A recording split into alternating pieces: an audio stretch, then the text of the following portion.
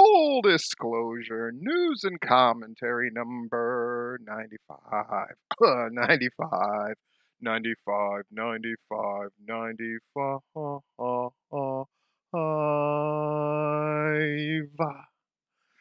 Yeah, not at my place. That's why I got the headset.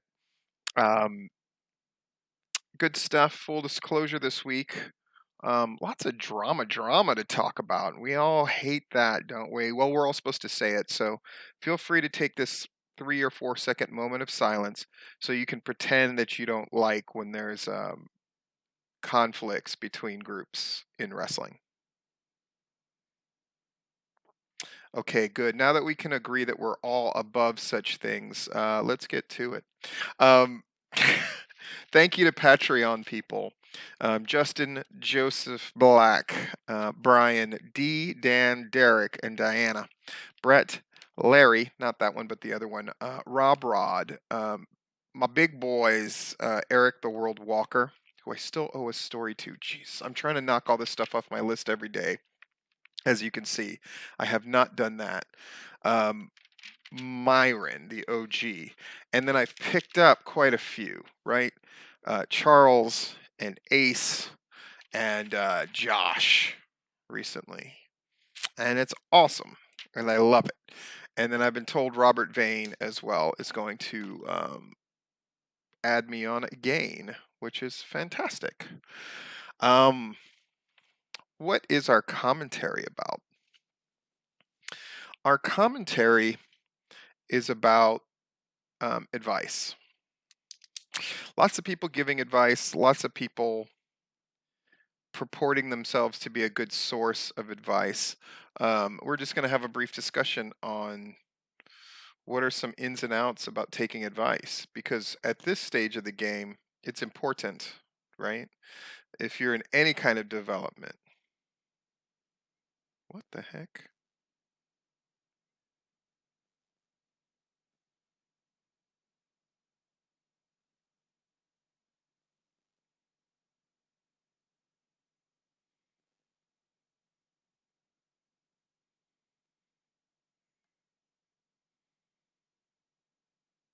Okay. I get messages constantly about all kinds of drama and nonsense, so. I have an unboxing. Woo, that was fun. I was wondering if that was going to sort of slow down in January. I didn't expect to get anything from anybody. But because I'm doing other stuff, I'm doing a lot of gaming stuff, and I'm covering a lot more videos, I think it's encouraging people to send me stuff, which I absolutely love. Just know that this stuff is totally appreciated. Man, remember this shirt from back in the day? Note.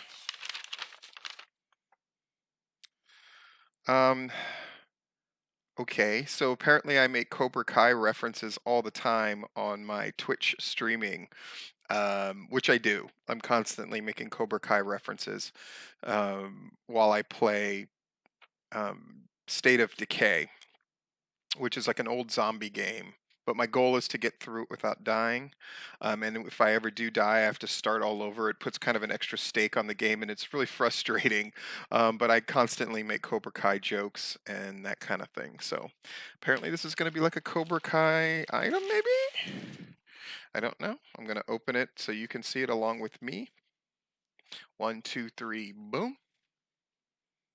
Oh, snap. Quiet. I yell the quiet like Johnny Lawrence every time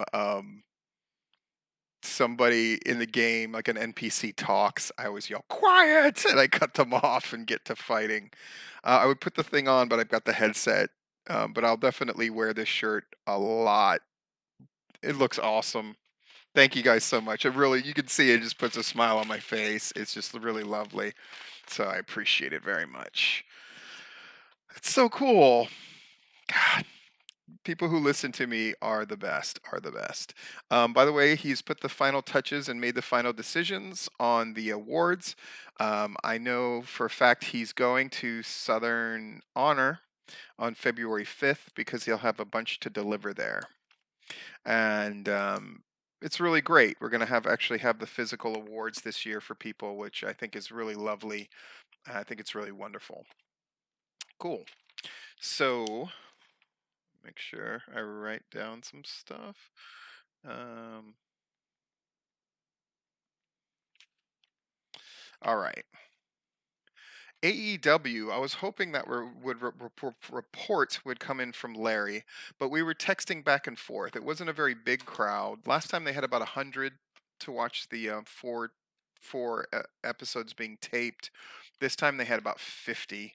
But then they were going up against, big conference playoff games for the NFL and all the rest of that stuff. And 50 is a good number. At least 50 is a number that they can generate some noise and all that kind of great stuff. IWE, we had two reports on Georgia wrestling history, one by Charles and another by Heath of the Double Dropkick Show fame. Both of them put the crowd at about 200. Um, a bunch of stuff to talk about this IWE show, so let's get into it. One, they made an open declaration about coming for the awards and getting attention for the area.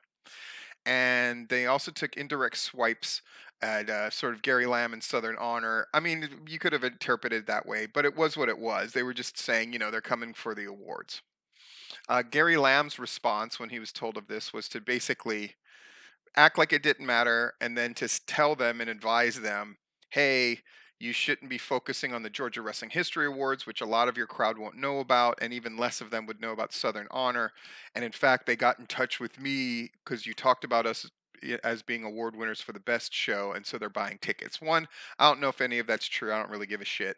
I will say the hilarity of Gary Lamb telling somebody else to not talk about such things when all he ever did was talk about the shit show across town endlessly, and then brought up the awards himself on more than one occasion, and the journalists and the people who cover Georgia wrestling.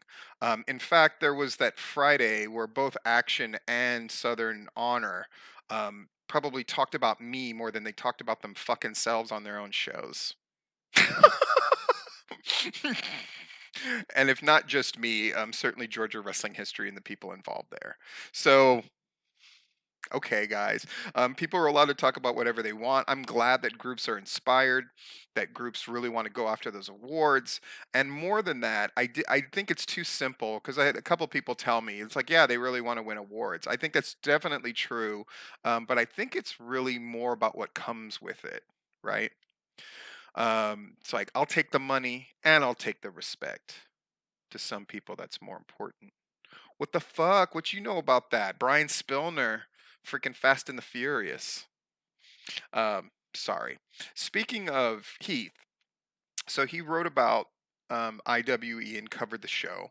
He was definitely not didn't have the shiny gloss on it as much as Charles did, but people that worked the show that contacted me, people went out of their way who worked on that show to contact me about that show, which is rare. That only happens in one of two things. If the show is really shitty, and we're going to talk about a show that happened to, where people who were at that show contacted me and just went, "This is a fucking shit show," or it's the other extreme of this show is great. And I definitely heard from more than one wrestler that the IWE show was dynamite. So congratulations, guys. It's really great. You started the year off right. You're really getting things off and moving.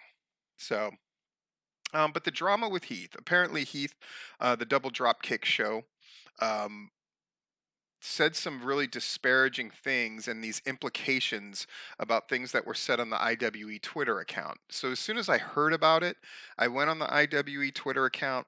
I looked down for things that could have been construed as really negative or sexist or like that kind of inappropriate, and I didn't find a damn thing that was even close. So, is it possible it was there and that they erased those posts?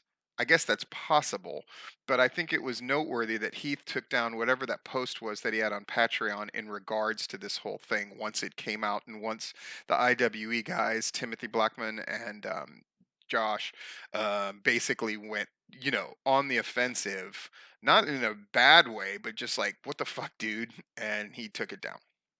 So it is what it is. I'll just present that as I see it. Speaking of drama, so Victory Championship Wrestling had some drama.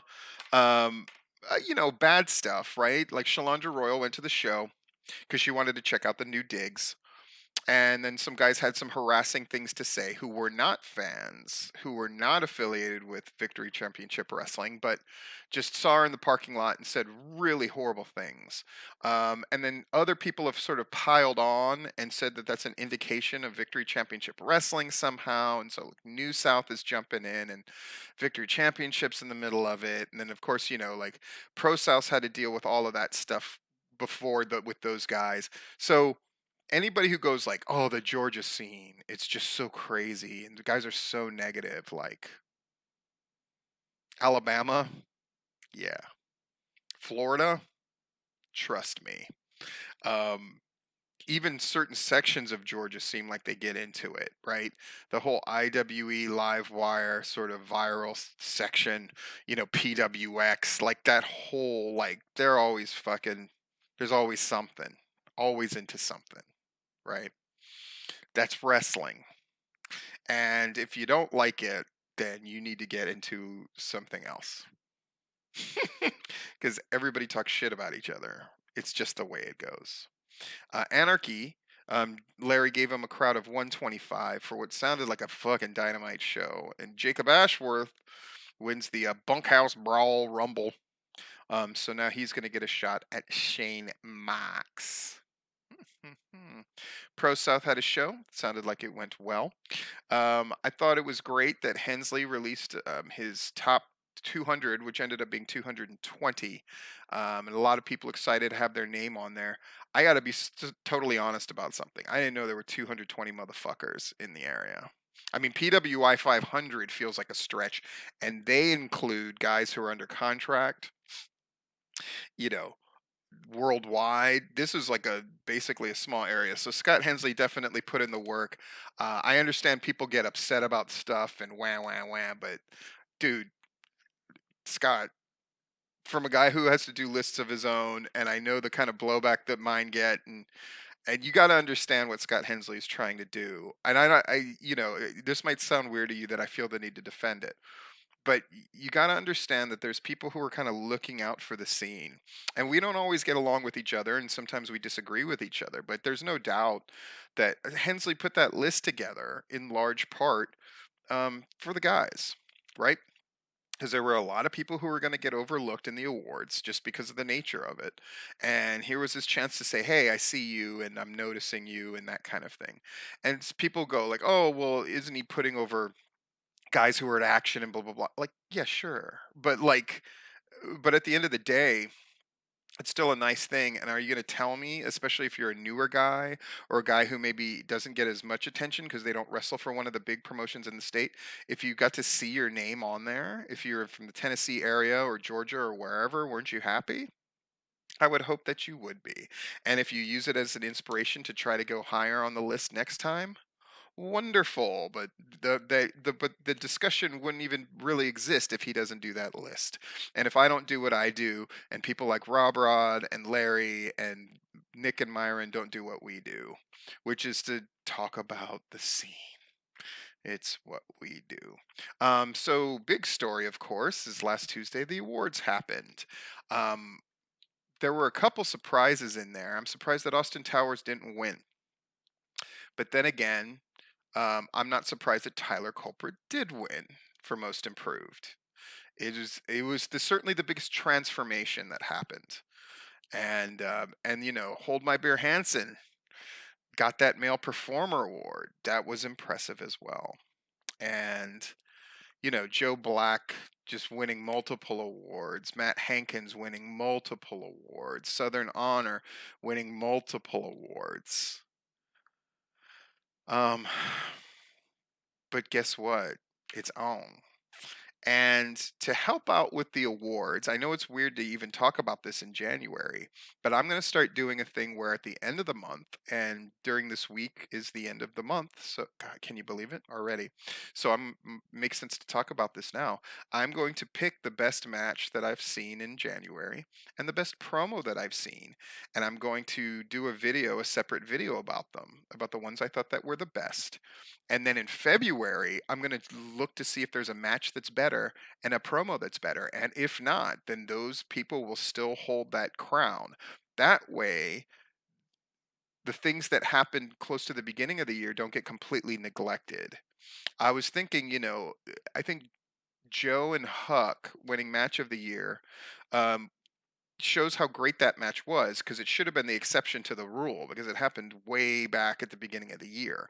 And I just don't want, as much as possible, I want people to be conscious of the things that happen at the beginning of the year by the end of the year, especially because we're going to let the year play out before we do the awards from now on. Because then it's fair to shows like Show of the Year for AWE, which always happens in very late December, etc., etc., etc. So, with that said, I already have the match and I already have the promo that are winning so far, but we still have got 5 days. So if you've seen something, you've seen a match of note. Goodness knows I've been looking at more and more matches as people send them to me. I still owe Ben Buchanan wanted me to look at a couple of his promos and a match of his. So I'm going to do that. I'm going to put that together and do that publicly, probably tomorrow.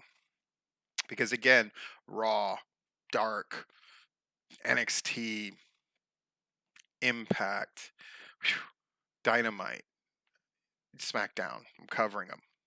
I'm covering them. All right, let's get to the commentary. Advice. A lot of people come to me for advice, and that seems to upset a lot of people. Well, it shouldn't, because I'm very pointed and direct with my advice. And here, I'll just put it like this: 99% of people in wrestling would have watched that Bruno Sammartino against Ivan Koloff match and wouldn't have picked up half of what I talked about. Fact. There hasn't been a video yet where I've reviewed kind of local guys in Alabama or Georgia where I didn't point out at least two things that they directly commented on of like, holy moly, you're right. I wouldn't have seen that otherwise.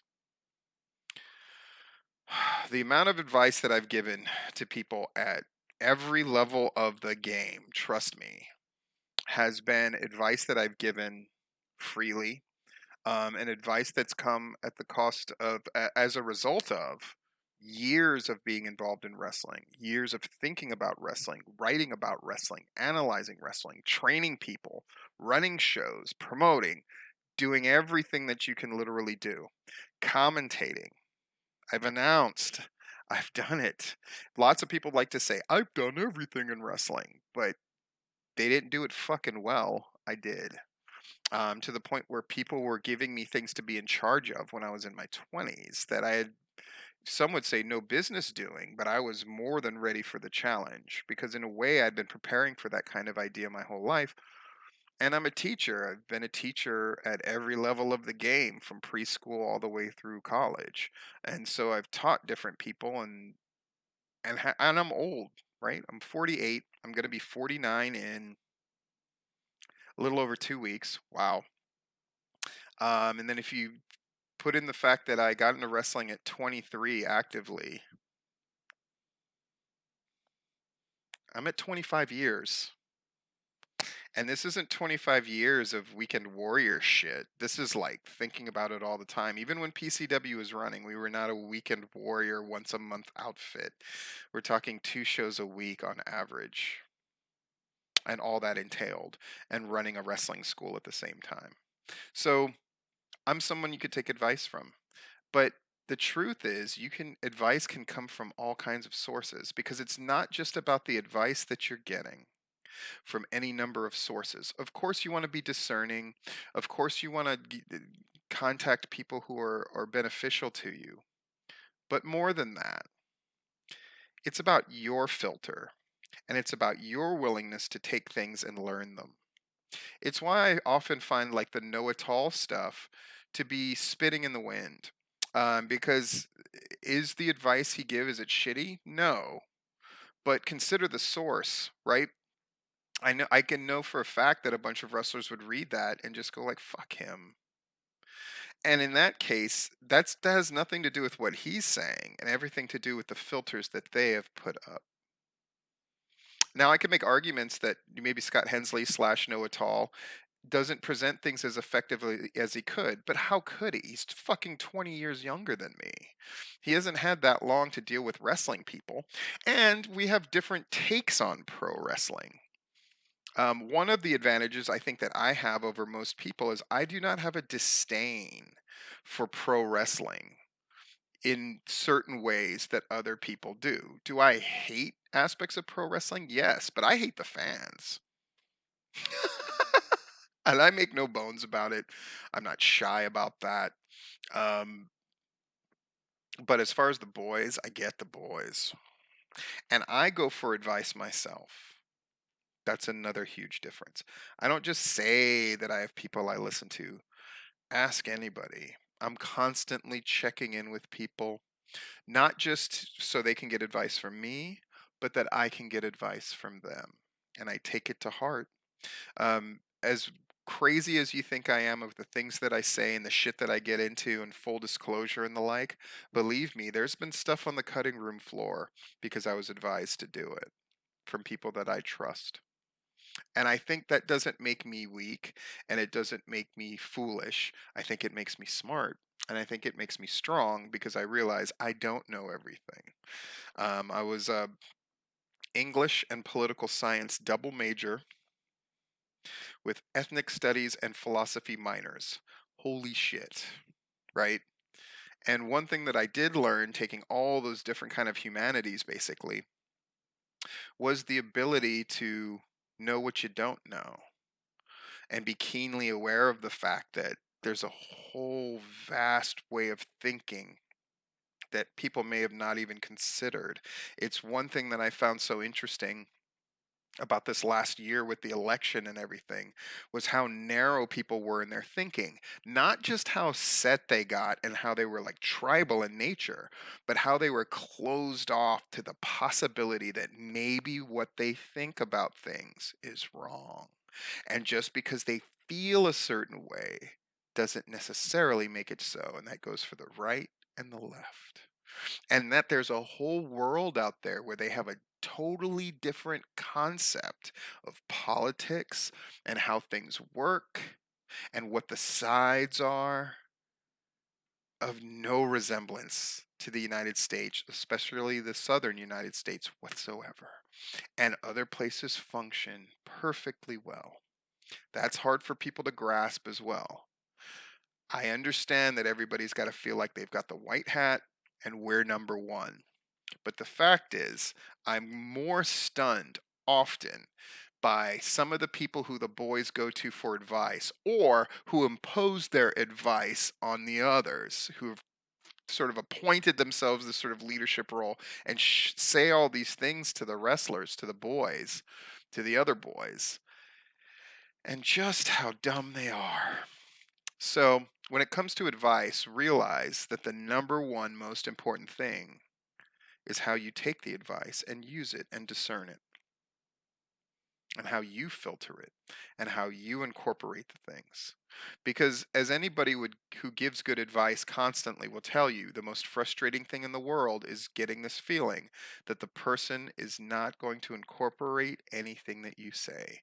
We all have those friends, right? Where you give them great advice. Make sure you're doing this, man. You're really great, but you really need to start doing this. And they go, yeah, yeah, yeah, yeah, yeah. And then they keep making the same mistakes again and again and again.